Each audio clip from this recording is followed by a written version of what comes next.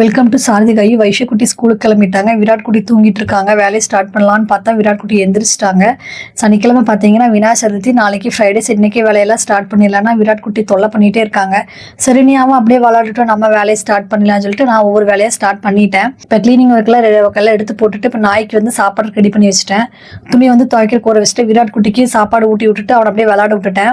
வெளியே விளாடிட்டு இருக்கேன். சரி, நம்ம பெட்ஷீட்டில் வாஷிங் மிஷினில் போட்டு சமையல் ரூம்லாம் க்ளீன் பண்ணிக்கலாம்னு ஒவ்வொரு வேலையாக முடிச்சுட்டேன். கூட்டுற வேலை கொண்டு எல்லா வேலையும் முடிஞ்சுது. இப்ப பாத்தீங்கன்னா வீடு துடைக்கிறதுக்கு சோபா மேல எல்லாத்தையும் எடுத்து அடுக்கிட்டேன். நீ வீட்டை மட்டும் தொடச்சிட்டு விராட் குட்டிக்கு சாப்பாடு விட்டுட்டா வேலை முடிஞ்சது. இப்ப வீடு தொடச்சாச்சு. விராட் குட்டி சாப்பிட்டு வெளியே விளையாடிட்டு இருக்காங்க.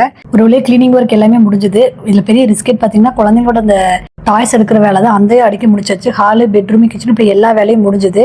விராட் குட்டி பாத்தீங்கன்னா பக்கத்துல விளையாடிட்டு இருக்காங்க. சரி, அதுக்குள்ள விராட் குட்டி சப்பாத்தி தேய்ச்சி வச்சிடலான்னு சப்பாத்தி தைக்க ஆரம்பிச்சிட்டேன். அப்படியே நம்மளும் 2 சப்பாத்தி எடுத்து சாப்பிடலாம்னு சொல்லிட்டு நானும் சாப்பிட்டேன். ஓகே ஃப்ரெண்ட், என்னோட விளாக் முடிஞ்சது. தேங்க்யூ.